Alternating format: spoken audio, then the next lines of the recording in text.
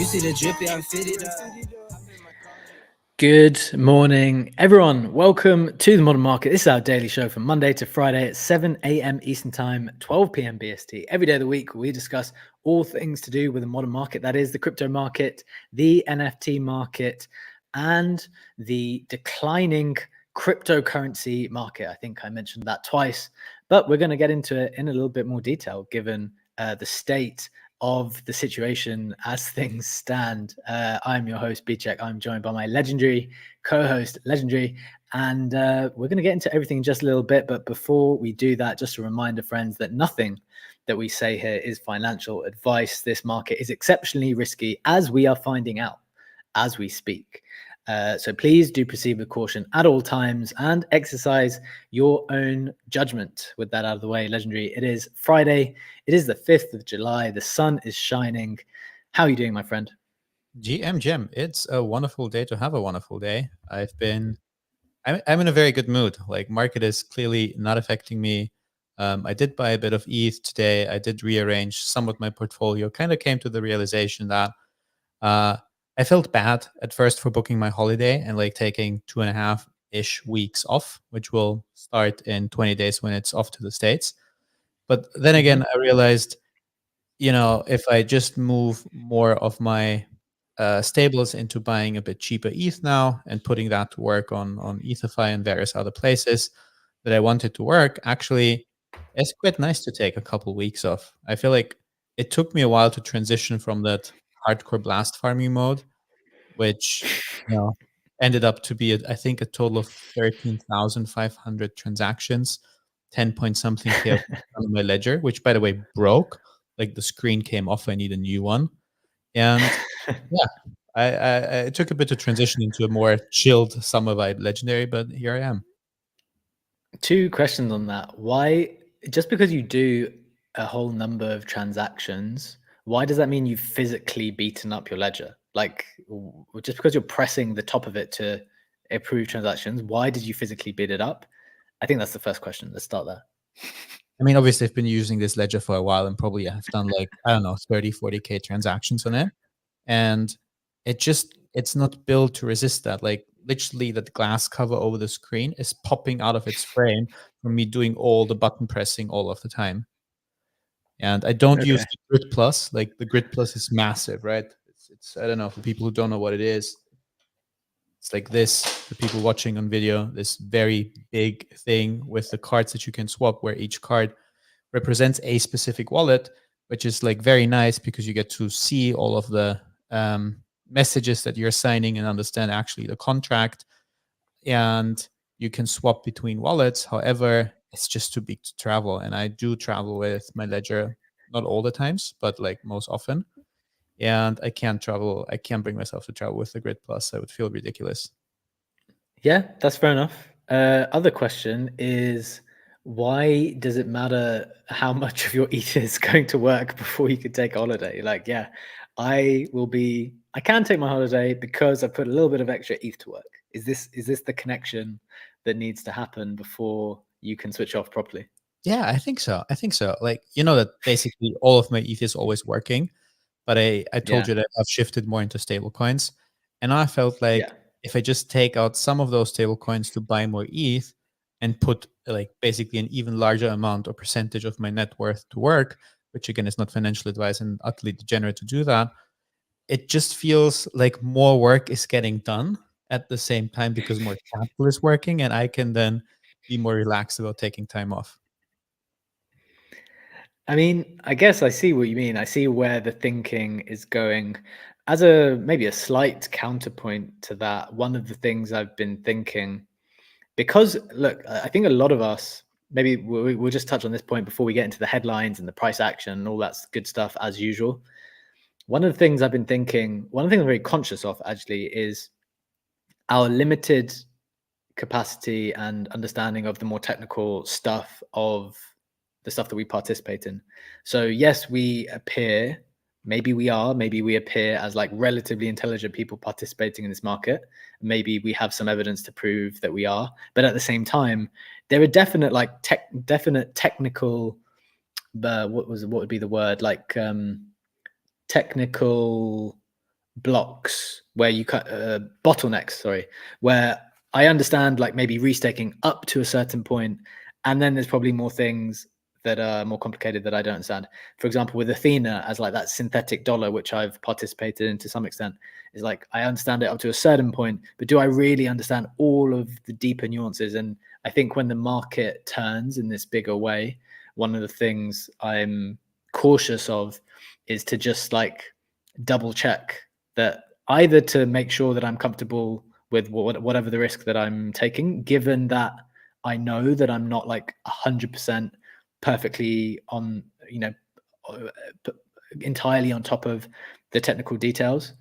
And just make sure that I'm comfortable with some of those things. Do you have any reflections on that, Legendary, before we hit the headlines and stuff?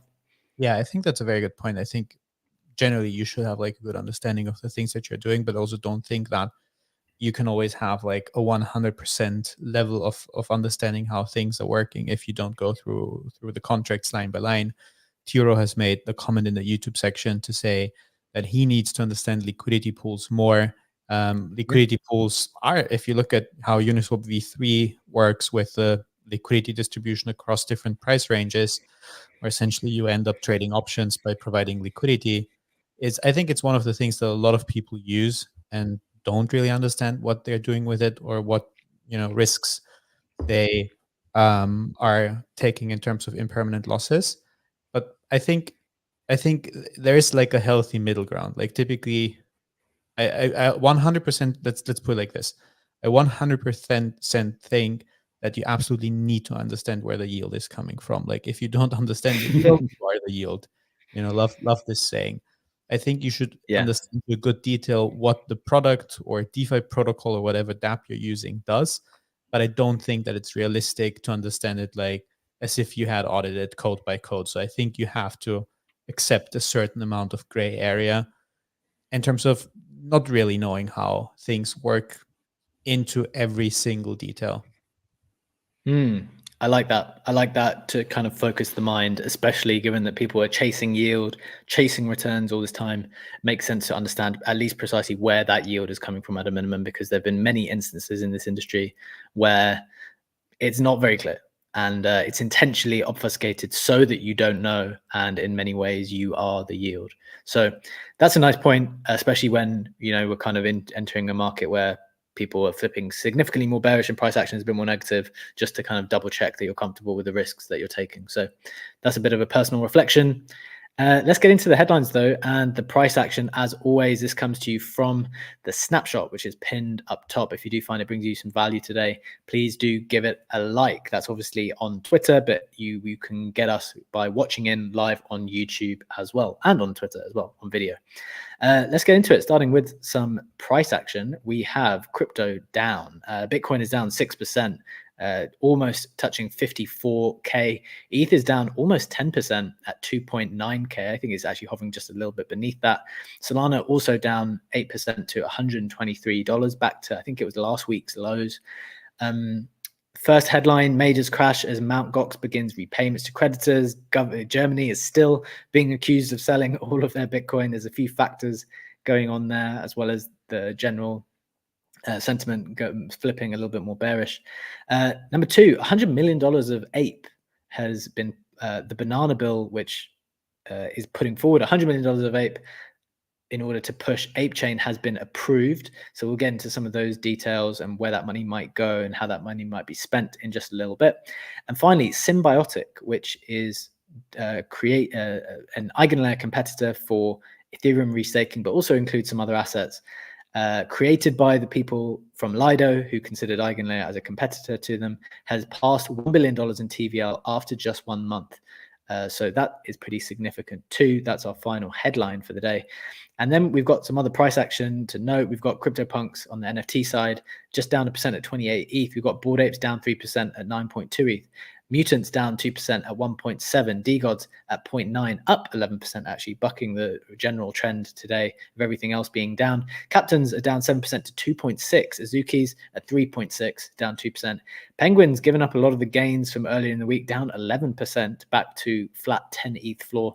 And Mad Lads also down 3% to 78 Solana, and the Nouns winning bid was at 2.9 ETH got some pretty cool art notable sales, actually. I'll call those out today. Got a Xcopy Overlord selling for 30 ETH. The Xcopy market's still pretty hot if you think about it. Dmitry Cherniak Ringers, one of the more interesting ones, sold for 14 ETH. And a funny story with this Searlight Neon Village is sold for 20 ETH. I believe it was a bid that was left open from 2021 that the buyer saw that was still live for 20 ETH and just went and accepted it yesterday. So that's pretty outrageous. A nice little sale for someone. And I believe the buying wallet was the 3AC wallet, which is another interesting twist to that story. So I don't know if that gets added to the 3AC estate. Does that need to now get auctioned? Well, yeah, I don't know what happens to that NFT because it's bankrupt. So I don't know. I don't know what happens, but a funny little twist. That's the headlines. That is the price action for today, Legendary. But before we get into the headlines and a bigger discussion today, what is catching your attention in the market?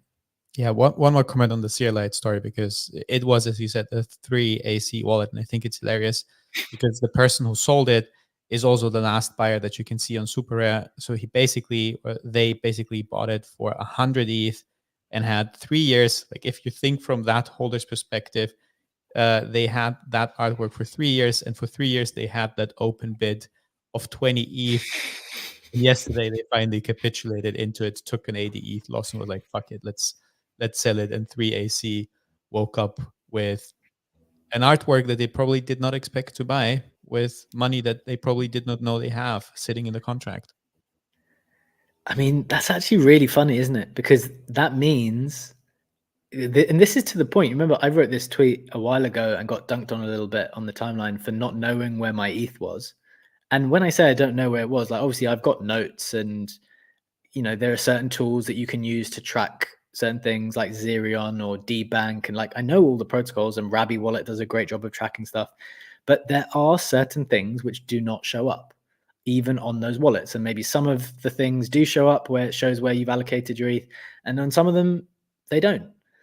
And I don't think anyone has perfectly captured it to guarantee you with 100% that that is where your ETH is at any given time.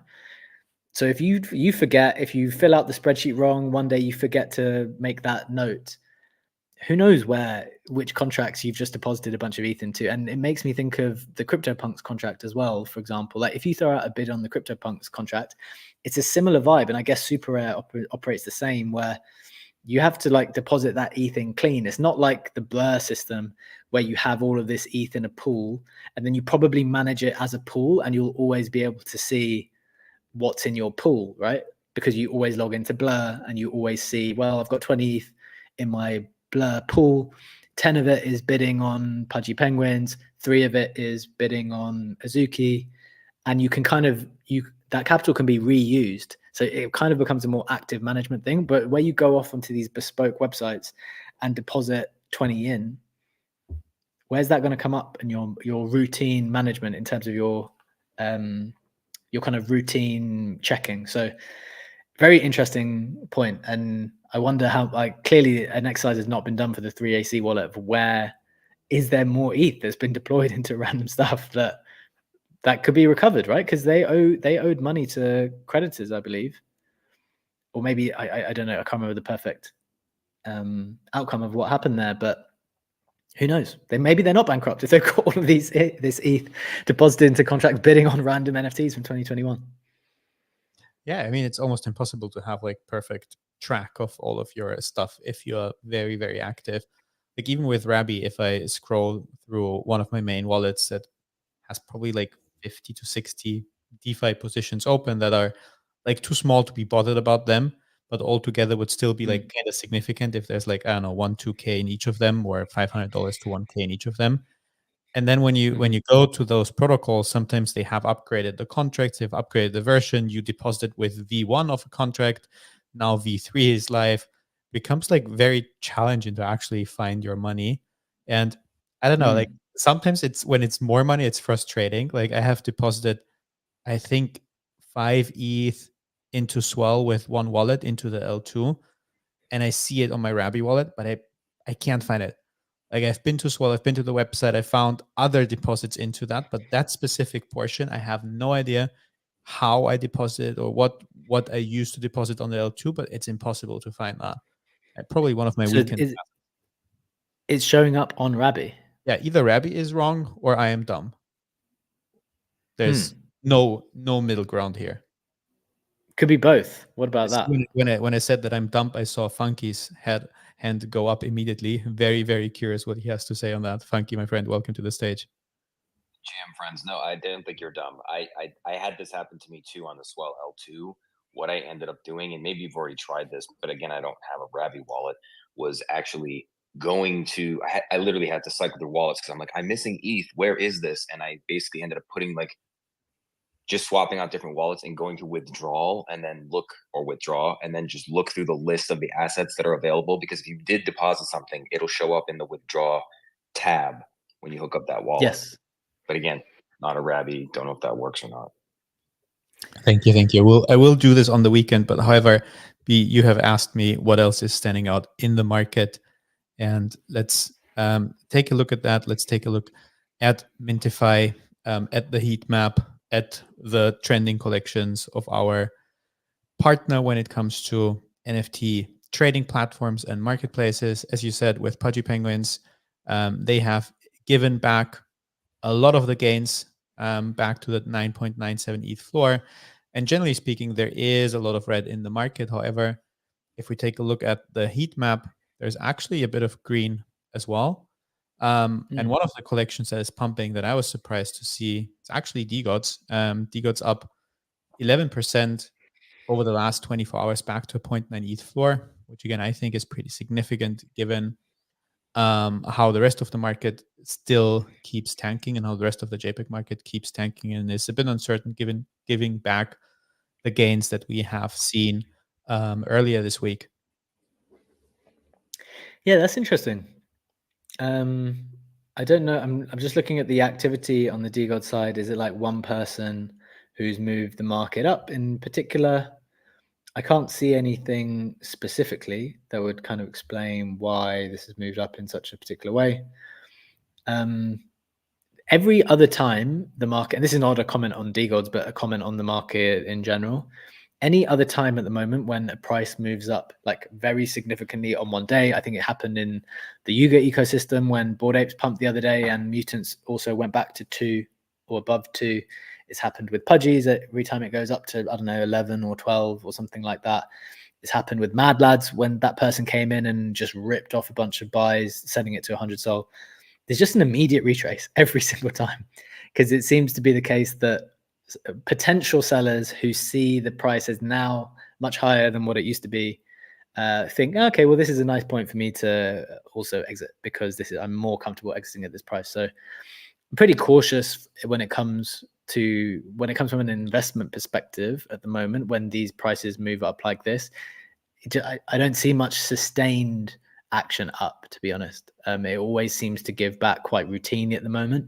Do you think that's a fair observation, Legendary? I mean, obviously something like Miladies they might give up a little bit every now and again, but they're like on a steady trajectory up from what I can tell. Penguins ultimately also on a steady trajectory up. But besides that, everything else is like very much range bound / as soon as it boosts up, it just kind of kicks back down. Any thoughts on that? Yeah, I think those smaller movements are kicked back very, very fast. And I think again, if you zoom out and look at some of the bigger moves over the last 6 months, you certainly have seen Pudgies, as you said, moving up from 5-6-ish ETH to the 10 ETH floor that they now have established again. You have seen Apes coming down from 20 mid 20s, 26, 27 even maybe. But the smaller gains are still given back quickly, also in the absence of Burr Farmers. And the other collection I wanted to point out is because you have mentioned it in the notable sales X copy, because ultimately it did also show up and reflect in the heat map that the X copy editions are up 30% with that one sale that happened. I think here it's important to know that currently you have just one NFT listed at 35, and this was also the only sale in quite a while of those 50 editions. So that's definitely not a pump of an entire collection, but again, the one notable sale that you have pointed out already. Yes, 2 points to make. One to do with the market and one on something else, which I think people will find interesting. The first point is on Xcopy art in general. We've kind of made a few points on it, which is people are really going for Xcopy art. Obviously, there's like some quite prominent people who are trying to purchase it in bulk. And therefore, I think that's given some life to that market. But it's definitely been one of the ones that is very, very favored and has been performing quite well recently. In addition to that, something like Rafiq Anadol, we've mentioned them 2 times on the art side, where big kind of funds see, I think, Rafiq as like a safe quality investment when it comes to this digital art side. So that's that. Second point, maybe something that I've just got my eye on, which is market data for us, I think, is that numbers in the last 2 days, this is something we'll track next week and the week after, but numbers in our show, numbers across the board, I think YouTube's been pretty good still, but like numbers are down. It feels like what happened yesterday is the crypto, people saw the prices were crashing. And people were like, no, I don't necessarily want to see and deal with the consequences of this market being down in a particular way, either yesterday or today, to be honest. And numbers are a kind of an interesting factor for us. We've always noticed that the more people, the more there are, the better the price action typically. And unsurprisingly, if you see some worse price action, I'm unsurprised that people either want to log off, especially if it's the summer, to try to take some time and, you know, maybe get a break and like, look, forget about the 15-20% that there's just been wiped from their portfolios for the last few days, or maybe more, right, depending on what coins they're in. But I always think keeping an eye out on the numbers side of the media is actually quite an interesting factor to pay attention to. And I'd be very interested to kind of watch numbers across the board, which we do for other shows as well and other, you know, important media outlets, because I think that's an interesting factor. Legendary, any reflections on that? Yeah, I think that's definitely the case. I was also thinking about like our title choice for both the YouTube show and the thumbnail. That's very, very dramatic today. If we would flip that and, you know, have a completely bullish title on BTC, if that would get people away from touching grass and back in front of the screen to join the spaces. But ultimately, I don't think that this would change anything, because, as you said, it's summer and markets going down. I feel like for many, just that additional reason to, you know, justify a holiday, to feel like they are not missing out by not partaking in trading over the next couple of weeks. And it's nonetheless very interesting to observe, however, how numbers are moving and fluctuating. I feel like we've seen this start of the year when we like suddenly turned bullish, when we had the ETF coming, that numbers have like started to pick up pretty quickly. And I think that goes both ways, and you're perfectly right on that. Absolutely. Well, it's something that we're going to be monitoring and providing the information with as we go through, of course. So, yep, we'll keep an eye out on that and keep you up to speed on it. But let's get into maybe the discussion point for today. It's the end of the week, so we like to go through some of the key themes, the important ideas that we've noticed in the week as we've been through it. So some key themes from my newsletter, which has been published today. It's titled The Restaking Opportunity. It is my 129th NFT market newsletter. It is the snapshot. It goes out every single Friday. If you want to subscribe, you can do so from my bio in my Twitter profile. So let's get into it. So we kind of picked out 5 or 6 things from the week, and I wanted to ask you, Legendary, and maybe reflect what is worth keeping an eye on. What are we concerned about? What are we happy with? So let's get into it. I'll go through them all first. Number 1, crypto liquidations hit $600 million as majors tumble. So obviously Bitcoin is down, ETH is down, Sol is down. We spoke about Germany having all of this Bitcoin to sell. Mt. Gox Bitcoin is on the move as well. I think that's kind of scared a bunch of people.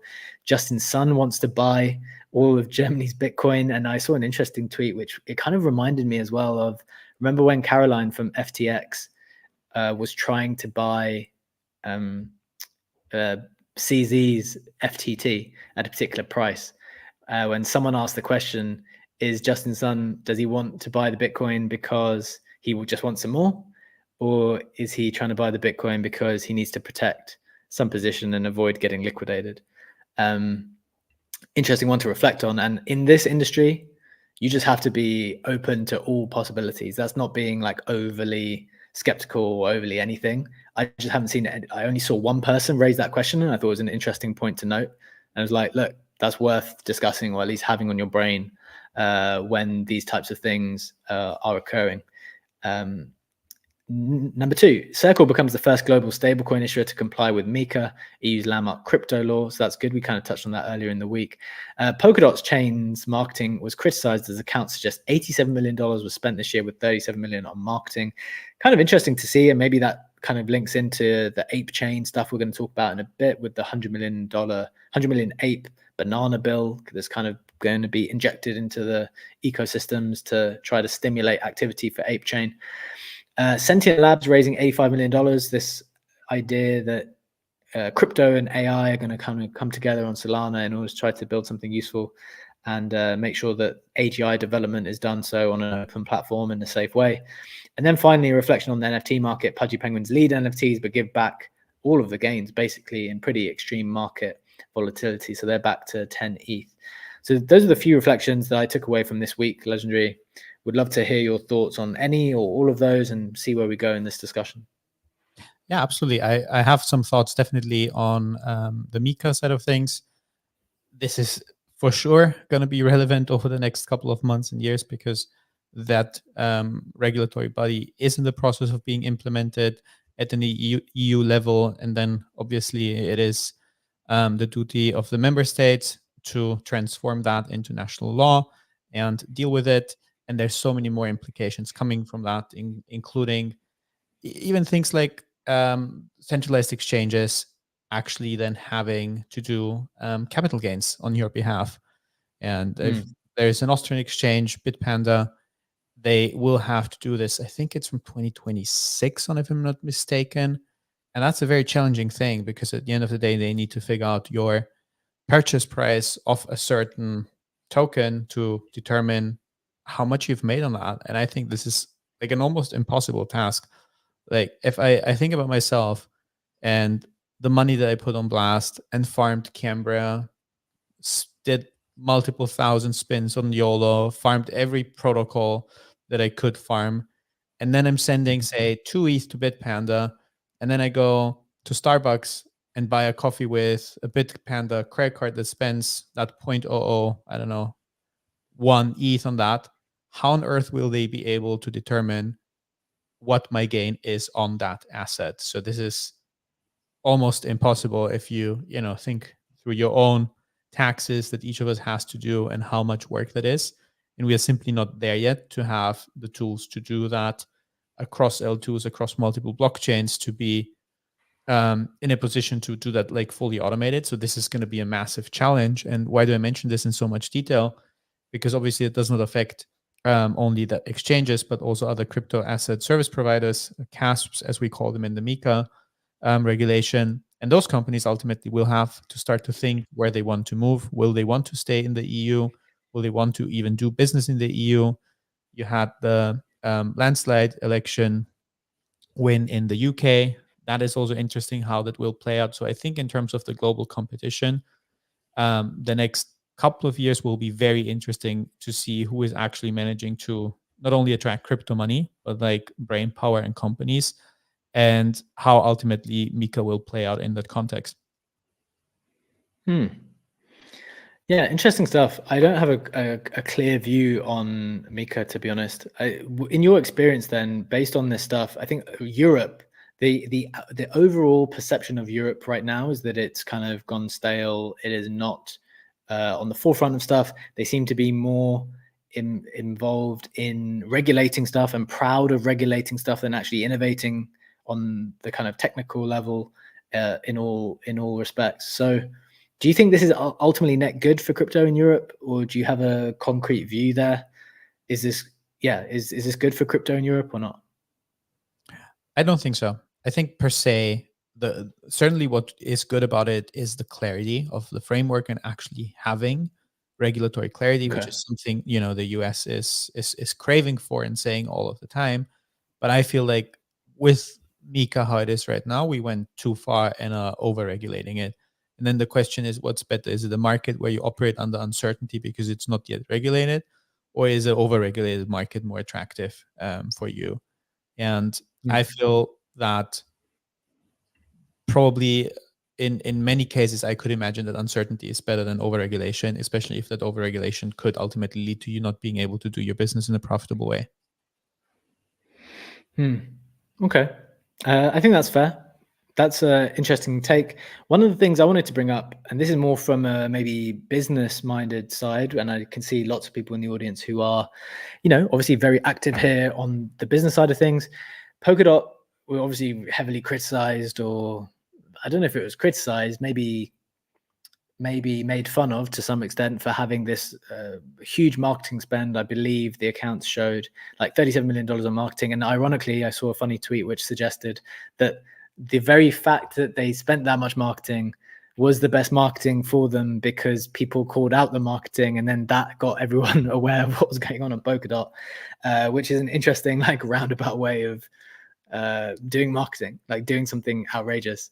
And therefore people not actually paying attention to the content itself, but just noticing that you paid that much money for something. But I think the bigger point is this for me, Legendary, which is something which I believe to be true across crypto at the moment, is that there are all kinds of opportunities within DAOs and within these broader organizations who have they're not secret voting structures, they're public, but it's just kind of opaque, and you need to do a bunch of work to figure out how much money they have available, what services they're looking for, what kind of help they need. Maybe it's not as easy as doing that as a completely anonymous person, and it helps to have met people in IRL at these conferences in order to get like a foot in the door.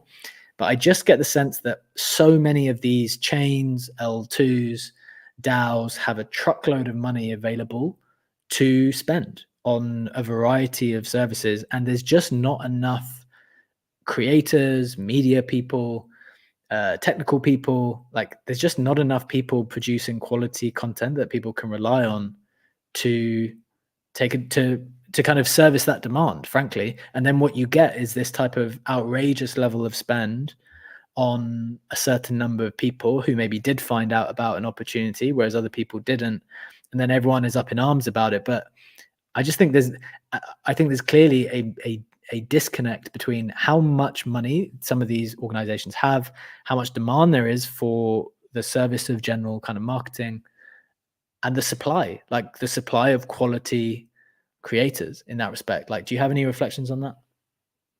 Yeah, it's a very fair point. I think running a DAO, especially when it's running a DAO and managing a project's treasury, is a shit ton of work. It's a truckload of politics. It's a lot of going back and forth, and it's quite frankly not something that everyone enjoys doing. And I feel like that a lot of that money is untapped because it's not as easy to get access to. I would, if I'm cynical, it's easier to onboard a celebrity and do a meme coin and rug than trying to go and grift for DAO money, because there's more complexity to that. And on the other hand, then obviously there's Polkadot massively overpaying for that. I don't think that this was done on purpose to then have the marketing campaign about sharing the overpayment. That doesn't make any sense in any kind of world. But Sure. it's a different beast to tackle when you, and we have a DAO news today that I find very interesting if we read to some of the parts of that proposal and some of the arguments that were made when it comes to governance. So I do think that this is a very relevant topic. Yeah, I've got a few more reflections, but I know that Funky has some more deeper knowledge on the inner workings of the Polkadot ecosystem. So Funky, would love to hear your insight here. You might even be involved with the team. I know you're doing some type of event with them at ECC coming up. So we'd love to hear your thoughts, not just on what you're getting up to with them, but also like this broader idea that these chains and organizations and DAOs have a lot of money, and what kind of things are they looking for in order to kind of unlock that capital and get it spent in the way of good and promising projects? I'll be as brief as I can, but I will just say that this conversation is not you guys particularly, but just broadly the conversation that erupted around this quote unquote fiasco is missing so much context, so much nuance, and everything else. So like, for instance, Web3 Foundation is the nonprofit arm. when they started Parity Tech and launched Polkadot many years ago, that has its own war chest. They have tons and tons and tons and tons and tons of money. You also have Parity Tech, which is the sort of the tech company that effectively builds out the protocol. It's been largely decentralized, but they still have their own pot of money. When people are talking about the Polkadot treasury, this is a completely on-chain treasury that's self-replenishing. It's part of the runtime code. It's part of the way the inflation works. Part of it's diverted to stakers. Part of it goes to the treasury. There is no team. Polkadot is a completely decentralized protocol. So like all of this spending is basically people voting with their tokens in an open, transparent way. We evaluate referenda. There's about 60 referenda live right now. I think where the big miscue and misstep happened is twofold. One, this marketing bounty. There's a giant whale who's just ramming things through because there's not enough vote participation. And so he was literally just playing like a typical VC. Let's throw shit at the wall and see what sticks. And he figures like his big bet was that over time, yes, grifters are going to show up. And so one big company that's doing a lot of the marketing, we didn't have a lot of visibility behind, like some of the things that were being made fun of, whether it's the private jet ads or what have you. And then there's also curators who sit on the bounty who are supposed to oversee some of these spends. So there was probably a failure there. Now, in the grand scheme of things, people are like, oh, 87 million, this is a crazy number. I want to remind everybody that Arbitrum spent $212 million just on a single gaming initiative. And people who hold Arbitrum tokens have no say in that. In fact, one of the big first Arbitrum votes, the Arbitrum token holders, shortly after the airdrop, you guys might remember this, they voted for something for the foundation to do whatever. And they're like, oh, don't worry about it. We're just going to do this. And they went against the will of the vote, which is kind of crazy. None of that happens. Everything in Polkadot is literally on chain. It's all self-enacting. Like if you like what I helped orchestrate Connor Daly getting the sponsorship for the Indy 500, and I went to the Indy 500. All of that happens automatically. Like once it passed the ref, the funds get kicked out into a multi-sig. We were able to then send those funds to his agent, who then liquidated them on Kraken. So all these things are happening in a very autonomous way, and everybody who wants to vote and participate. But as Legendary noted, it's a ton of work. And now to try and defray some of the power of the bigger whales, they have this new delegated voice program. My company is part of it, so I'm also juggling a lot of the stuff in OpenGov, and just so it's not. I think that conversation that erupted online was missing a lot of nuance and context, as I said. However, we know this game is about attention at the end of the day, and at the end of the day, we have a bunch of attention, so it's good. And I'm dead serious. Where I think it's going to attract higher quality content creators. And I would love to put forth a proposal for you guys to actually like have some kind of sponsorship by Polkadot. There's just a lot of money at play. And if people know, like imagine getting bread, somebody who can do that kind of data analytics and talk about it and getting paid to do it. So we're looking for higher quality KOLs because we know that this flinging crap against the wall, and a lot of grifters came, right? And even Zach XBT said, some of these people are scammers. How are you giving them money? Going to eventually winnow out the bad stuff and allow great content creators who are educational and thoughtful and maybe want to learn about the protocol and what makes it different. I mean, really, what Polkadot is what Gavin wanted Ethereum to be. If you look at early talks about Gavin and when he was designing as the CTO of Ethereum and the EVM and everything else he created, he wanted it to be a world supercomputer. He realized it wasn't going to scale, so he leaves and he starts building Polkadot because that's something where it really can scale, and he's still chasing that vision. The problem is no one knows about Polkadot because it's literally a bunch of nerds. I mean, we are all super, super nerdy. They're very tech-heavy people. And he's building for products that are 5 years in the future, not like make my number go up on this coin. And so that's why it's never really well-loved. But I'm sorry, that was a lot of information. Sorry for the monologue. Fascinating context. Appreciate the additional information, Funky. And I can see how it is.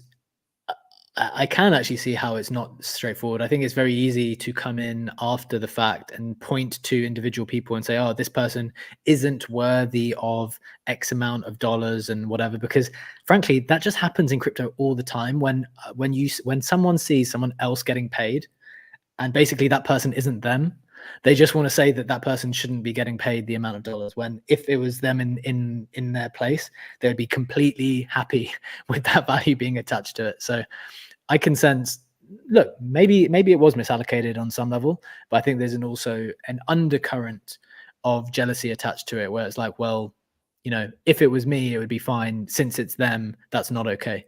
But to just continue the conversation, Sensei came up as soon as we started talking about this, so would love to get her perspective on it. Sensei, welcome to the stage, my friend. It's been a while. How are you doing? What is your thought on this kind of marketing perspective and the funds that these larger chains and institutions have at their disposal? GM, everyone. I'll try to be brief. I just don't think this is unique at all. Maybe this sort of impresses everyone with its scale. I mean, the numbers are pretty great and nobody knows like who all these people are. So I guess it's pretty puzzling. But I feel like it happens kind of all the time. Like people get incredulous at the numbers that creators get paid for marketing by DAOs and votes where nobody participated. And I don't know if it's like the wrong creators or like the wrong numbers or like poorly advertised votes, but I feel like it's kind of the scourge of this industry, and like what the exact issue is, I struggle to put a finger on it. I've been hounded by the memory of like the Arbitrum DAO getting like attacked by the Bankless DAO for like $2 million. Or, I don't know. I don't want to use the word attacked. I guess that's unnecessarily hostile. But that whole debacle where they tried to create a bunch of content that nobody asked for.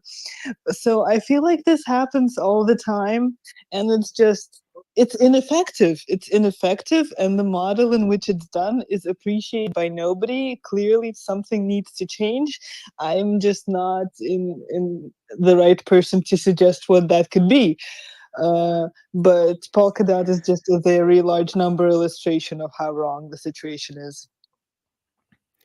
Yeah, look, I take your point, and I understand why people move towards this idea that people are actually attacking the DAO. And look, on some occasions that may very well be true. I guess the perspective is this: like, look, if you were a proper organization, you wouldn't just take random proposals all the time, right? Like someone inside the organization would say, this is what we need. This is what we want to do. We will take that decision. And now you guys have to fit this exact description. The problem is DAOs don't necessarily do that. They might have like general briefs or general kind of things. Then it's up to you to propose. And in fact, many times it allows you to be free to propose something. And in the end, if you're free to propose something, you have to trust that the governance process will weed out the things that are legit attacks on the DAO and vote for things which have merit. And those things might not be exactly what you need, right? Because given that the DAO is not able to take responsibility for the crafting of the proposal, you have to appreciate then, look, some of the things will be maybe adjacent to what we want, and it's kind of in the right direction. But at the same time, it can't be perfect because we don't have our hand in it, and no one's incentivized the DAO to have their hand in it perfectly.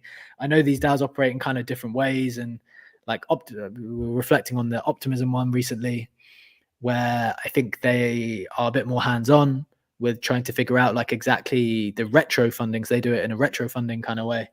And they're taking a bit more responsibility for it. Whereas the more open proposals, for example, I'm in the Lil Nouns DAO, where we're able to basically come up with whatever we feel like. And some of the things are considered good, some of them are not so good. And you can kind of chat to people and go back and forth and have this interesting dialogue and try to decide whether it's needed by the DAO or it's not needed.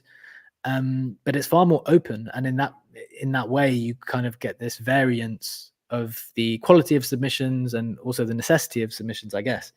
But yeah, very interesting. I can see that Kusho's also raised his hand. Maybe this is the final point on this topic, but I can tell it's struck a nerve. So let's get Kusho's perspective too, and then we'll maybe move on. Kusho, welcome to the stage, my friend. What are your thoughts on this kind of DAO funds and management or mismanagement of them? GM, first things first, I don't know how Sensei can say she doesn't know Capo. I mean, Polkadot paid Capo. Everybody knows Capo. We definitely know Capo. He's the only person that Bitcoin was going to 0 when Bitcoin was going to 69K. I mean, That is the best marketing possible. I mean, if you ask me, it's a lot better than paying BCheck and Legendary to have like Polkadot, the modern market show. Hint, hint. Anyways, I do this is more or less what you would expect from a project of that size. Because again, it's like a company, yeah. A company of 1 to 10 can afford to pay an intern, but can't afford to pay influencers. So that's what they would go for. And luckily, we've seen recently that interns can do a lot more than we expect them to. A company that's as big as, let's say, 100 to 1,000 people or 1,000 and above doesn't have as much time to sit down and think, oh, who do you think we should specifically pay to market what we do? Because at that scale, they probably think that they're big enough to not need that much marketing. They just think, oh, yeah, we need to be significantly enough in these people's faces. Hence, we need to pay CoinMarketCap to put an animated GIF of us on their page, which makes sense. The only problem here is the people then hired as a result of DAO voting and being like, oh, let's pick these influencers over these influencers. Is like you have a lot of people suggesting people based on, like Funky said, from a perspective of their nerdiness. They are out of touch with most of the communications and communities within crypto. I think it's more obvious now in hindsight that, okay, they should have paid BCheck and Legendary, but it wasn't probably very much obvious at the point where they were voting for these kind of things. So I think it's just a thing of it happened at the time where it happened, and now they've made corrections and adjustments to that. Hopefully they'll, consider me mentioning BCheck and Legendary 3 times as a hint. Yeah, I think Just so go for it, go B. on. No, go for it. Go for it. No, I think DAO started like from this very idealistic standpoint that everyone will participate and is interested, but ultimately, I don't know, we have publicly traded companies where you have shareholders and they have very like specific rights. It's a proven model that works, and we kind of try to reinvent the wheel with DAOs, and are still trying to find like what works. And I actually think that what Blast, like amidst all of the fodder on Blast, where some of it is certainly justified, the DAO model that they are kind of proposing with very briefly with the Progress Council, where the Progress Council can take specific decisions and can actually make sure that things get done and get put into action. And then the DAO's job also becomes to basically monitor the Progress Council, and if they are good, keep them, and if the DAO thinks, if the coin holders think that they are idiots, change them and get new people in there, which gets closer to what we actually see with what shareholders do in relation to publicly traded companies. Yeah, it's interesting stuff. I definitely don't think we've nailed it properly in Web3 yet. And I think one of the things you might have realized if you were here in 2021 and maybe just before that, there was like this huge wave of DAO enthusiasm, I think, and how DAOs were going to revolutionize the world of work. I definitely think there's been a step down from that. And when you go to conferences and you have conversations with people, I still think there's value in them, and maybe there's nice experimentation to be done. But like the overly optimistic view, I think, has been tapered down a little bit as people appreciate some of the niche challenges that arise from them.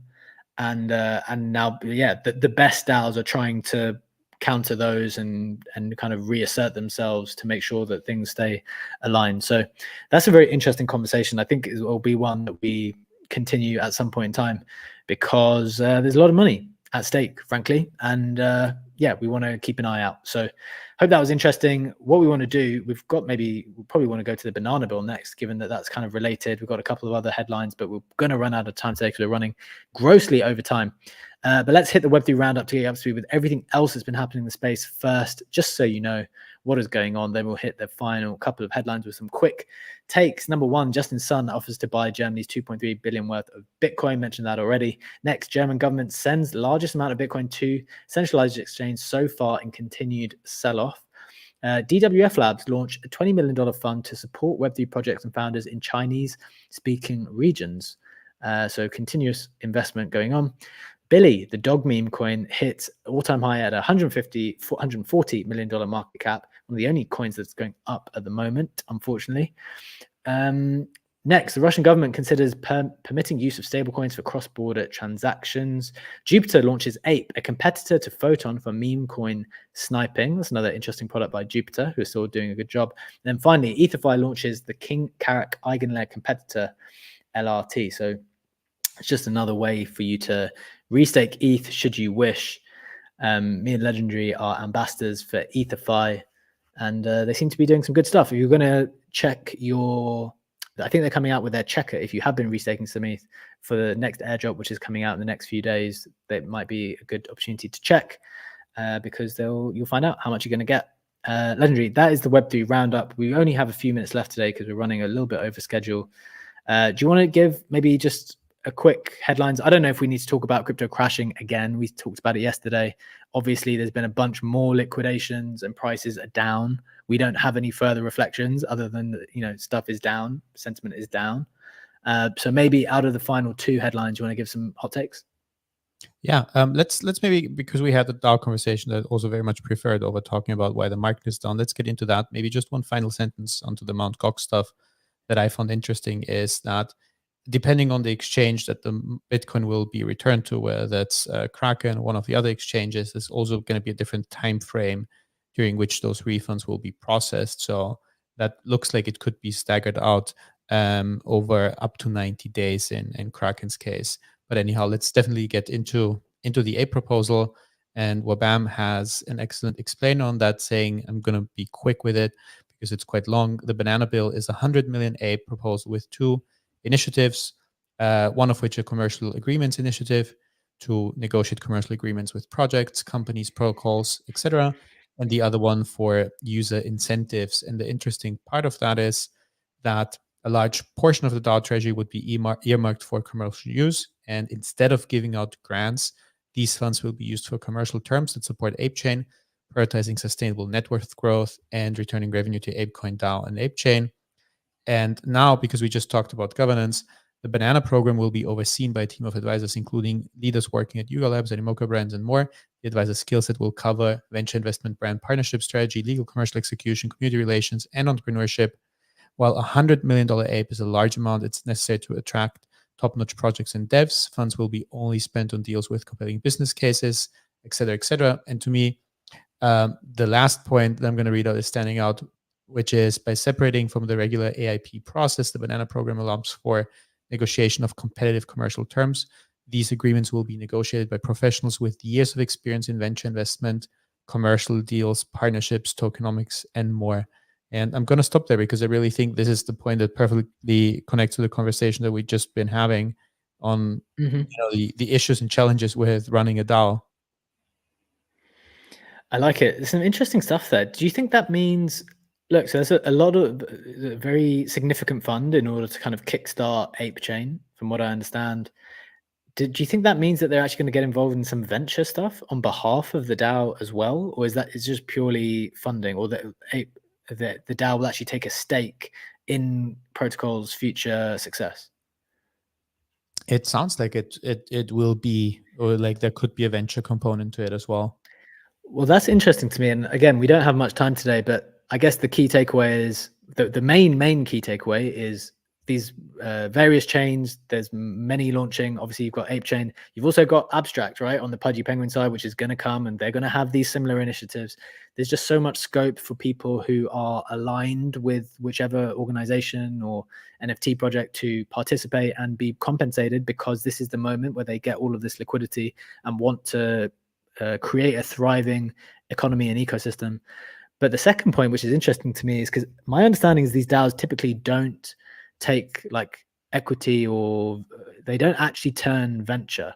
It's more like retro funding, like creator focused sponsorships, rather than, right, we're actually going to take a proportion of your stuff. So that could be an interesting change, one that I want to keep an eye out for, because to me, that would mark a step change. I don't know if I've missed something, but that would be very interesting if they've kind of changed their risk exposure or changed their demand in some way. Because like, look, we're not actually going to fund you unless we have a meaningful stake in you, potentially, which kind of increases the accountability on the people who are executing as well, I think.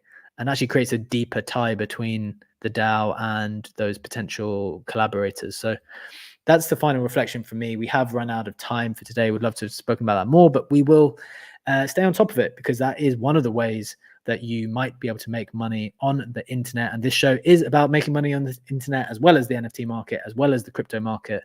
So that is the show for today. We hope you enjoyed it. Thank you to my legendary co-host Legendary and our top contributors up on stage with us. We had Funky, Sensei, Kusho, and Tiro.